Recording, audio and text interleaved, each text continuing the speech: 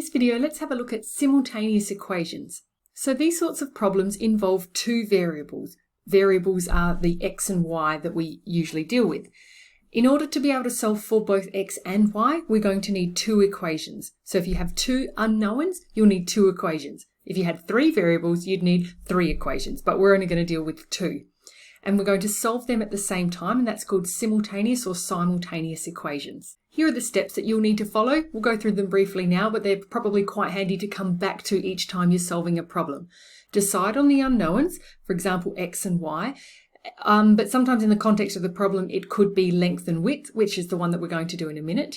You need to write down the two equations. Equations have an equals sign in them, so you must create an equals to connect the information that you're given. So these are all going to be worded problems.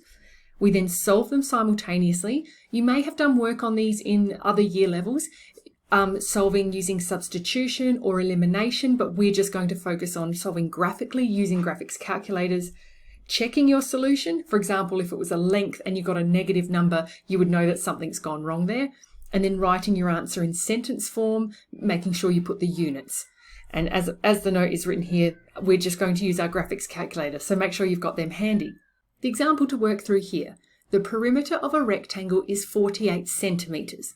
The length of the rectangle is 3 times the width. Determine its dimensions. As often as possible, draw yourself a picture to imagine what's going on here. I'm going to write down some of the information that we've got. The length, let's let that be L, and it's in centimetres, and the width is W in centimetres. You do need to write down what you're going to use, so you would write let the length be L as the minimum amount, and let the width be W. And the first piece of information that we're given here, the perimeter of the rectangle is 48 centimetres.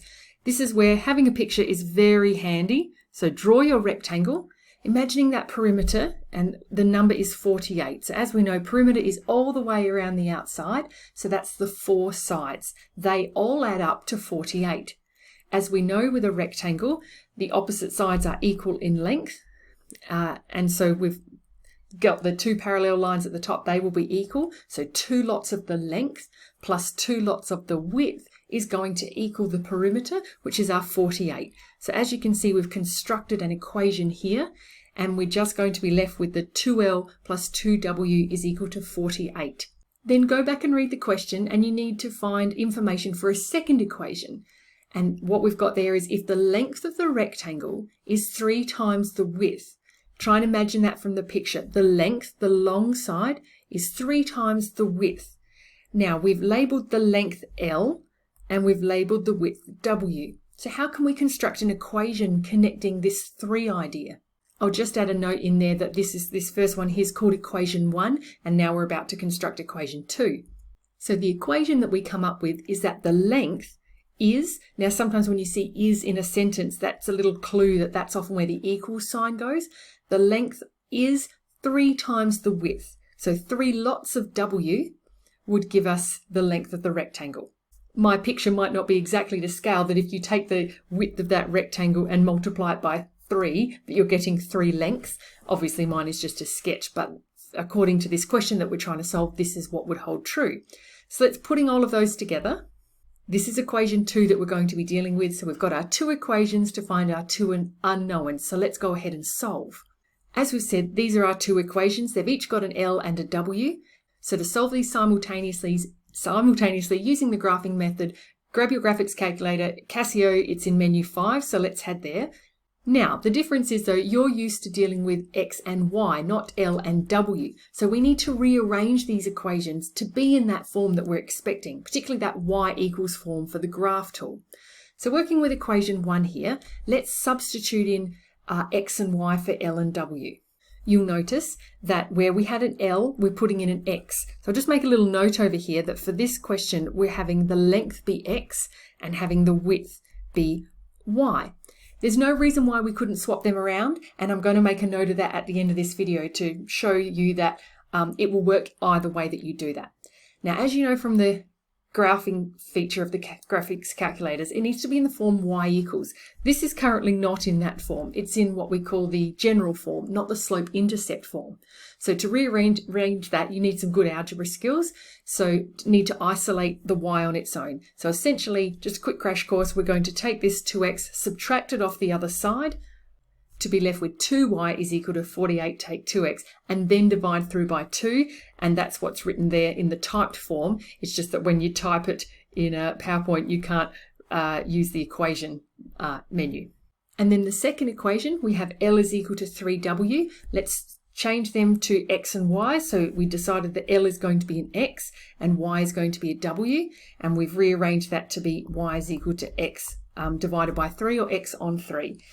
Now, you can probably see that the other way to do this was this way around. Let L be y and w be x, and just work it that way so we didn't have to do rearranging. And I'm going to show you at the end how that all works out. So let's go to graphing now.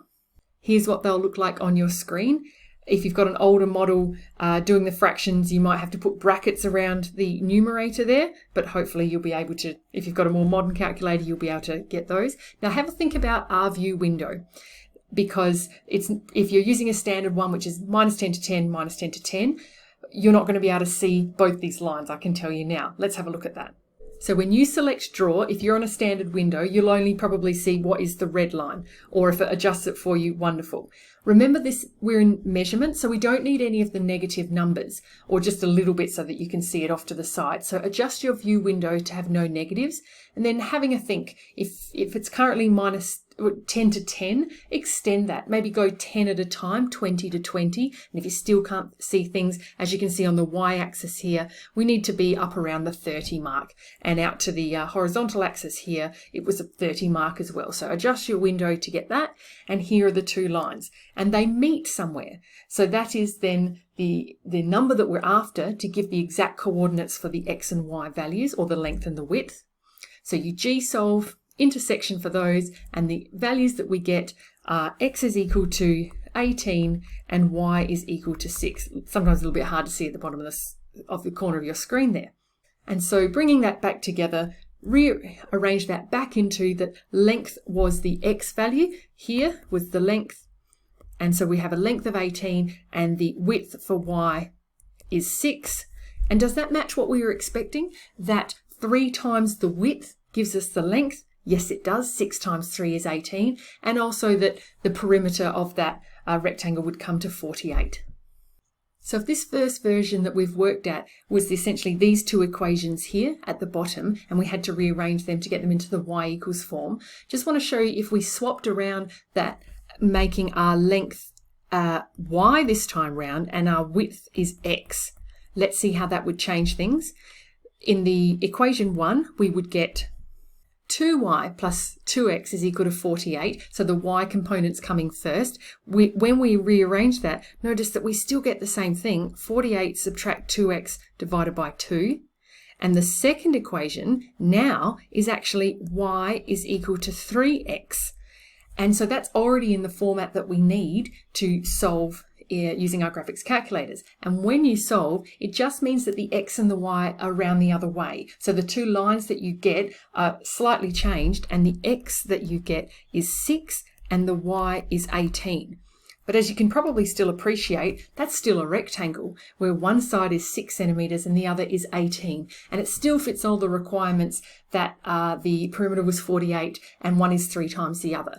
So I just want to reassure you that usually the equations that you come up with, it doesn't necessarily matter if you put length or width around which way. As long as you rearrange correctly, you'll still get the same answer. So if the person next to you's done something different, that's fine. But of course, check that with your teacher as you go, because occasionally there might be a particular question that does need to be done in a certain way. Okay, these questions match 12G. Thanks for joining me.